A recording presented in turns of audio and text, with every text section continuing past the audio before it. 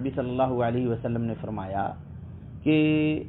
قرآن کو پڑھو لیکن جو ہے اس کو روزی روزگار کا ذریعہ نہ بناؤ۔ تو جب نیکی کا عمل عامل کی جانب سے ہی واقع ہو رہا ہے تو کہتے ہیں کہ فلا یجوز اخذ الاجرۃ علیہا من غیرہ، اس نے عمل انجام دیا، عمل اسی کی جانب سے واقع ہوا ہے، قربت کا عمل ہے، نیکی کا عمل ہے، تو پھر عامل ہی کی جانب سے جب وہ عمل واقع ہوا ہے نیکی کا تو پھر غیر عامل سے اجرت کیسے لی جائے گی؟ اور پھر آگے کہہ رہے ہیں کہ وَمِمَّا هُوَ شَائِعٌ، یا اور یہ ان چیزوں میں سے ہے جو رائج ہیں، وَمِمَّا هُوَ شَائِعٌ مِّن ذَلِكَ فِي بِلَادِنَا الْمِصْرِيَّةِ، چونکہ علامہ سے سابق مصر کے تھے، کہتے ہیں کہ ہمارے شہر مصر کے اندر میں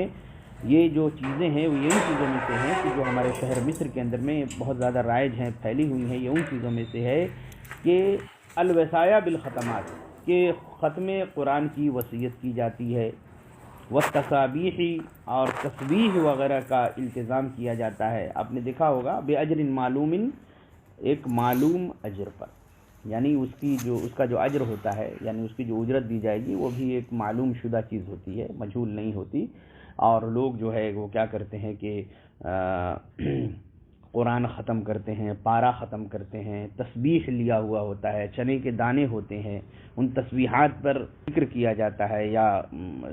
سورہ اخلاص یا معوذتین وغیرہ پڑھا جاتا ہے، اس کی نیکی اور جو اس کا ثواب ہے وہ مردوں کو بخشا جاتا ہے، ہدیہ کیا جاتا ہے۔ تو کہہ رہے ہیں یہ سب مصر وغیرہ میں چلتا ہے، بے اجر معلومین، اور ایک متعین اجر بھی دیا جاتا ہے، لِيُهْدِيَ ثَوَابَهَا إِلَى رُوحِ الْمُوسِي، تاکہ اس کا ثواب جو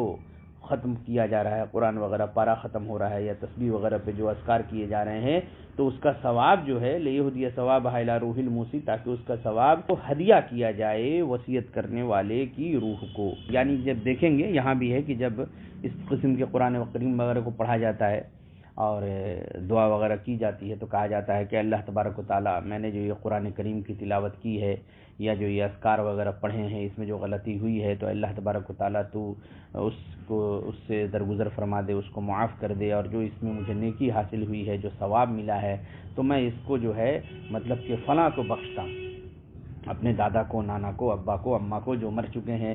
یعنی کسی کا بھی نام لے کر کے۔ اور مزید یہ کہ اس میں یہ کہتے ہیں کہ یہ جو ہم نے تلاوت کیا ہے تو ایک فاتحہ کا طریقہ بنا کے رکھا ہے جو اپنے بر صغیر میں رائج ہے، کہ ہم نے جو یہ تلاوت کی ہے، یہ جو ذکر وغیرہ کیا ہے، تو اللہ تبارک و تعالیٰ اس کی جو نیکی ہے سب سے پہلے جو ہے وہ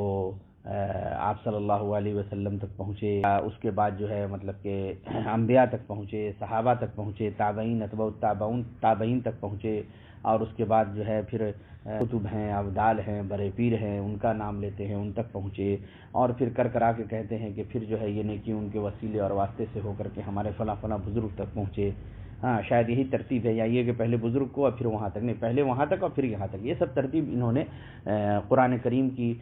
صورتوں کو یا پھر قرآن کریم کی آیتوں کو پڑھنا یا پھر ایک ذکر وغیرہ کی مجلسیں منعقد کر کے اس کے ثواب کو ہدیہ وغیرہ کرنا، تو یہ ساری کی ساری چیزیں جو ہیں یہ ان لوگوں نے ایک طریقہ بنا کر کے رکھا ہوا ہے۔ تو بہرحال تو یہ کہہ رہے ہیں کہ ہمارے شہر مصر کے اندر میں بھی یہ چیزیں رائج ہیں، تو کہتے ہیں وَكُلُّ ذَلِكَ غَيْرُ جَائِزٍ شَرْعًا، تو یہ جو چیزیں رائج ہیں یہ تمام کی تمام چیزیں جو ہیں شرعی طور پر ناجائز ہیں۔ وَكُلُّ ذَلِكَ غَيْرُ جَائِزٍ شَرْعًا، شرعی طور پر یہ سب ناجائز ہیں۔ لِأَنَّ الْقَارِئَ إِذَا قَرَأَ لِأَجْلِ الْمَالِ فَلَا ثَوَابَ لَهُ، اب یہ دلیل یہ دے رہے ہیں کہ لِأَنَّ الْقَارِئَ، کیونکہ پڑھنے والا، قرآن پڑھنے والا، ذکر کرنے والا، جب وہ قرآن پڑھتا ہے مال کے لیے تو فلا ثواب لہو، تو پھر اسے ثواب نہیں ملے گا۔ جب اس نے پڑھا ہے مال کے لیے تو فلا ثواب لہو، اس کے لیے کوئی ثواب نہیں ہے۔ تو جب اس کو ثواب ہی نہیں ملا کیونکہ اس نے اس کے بدلے میں مال طلب کیا ہے، مال کے لیے وہ پڑھ رہا ہے، تو پھر کہتے ہیں صاحب کتاب کہ فَأَيُّ شَيْءٍ يُهْدِيهِ إِلَى الْمَيِّتِ، تو پھر وہ میت کی طرف کس چیز کا ہدیہ کرے گا؟ جب اسے ثواب ملا ہی نہیں، اس نے اس کے بدلے میں مال لے لیا، تو فَأَيُّ شَيْءٍ يُهْدِيهِ إِلَى الْمَيِّتِ، تو میت کی طرف کس چیز کا ہدیہ کرے گا؟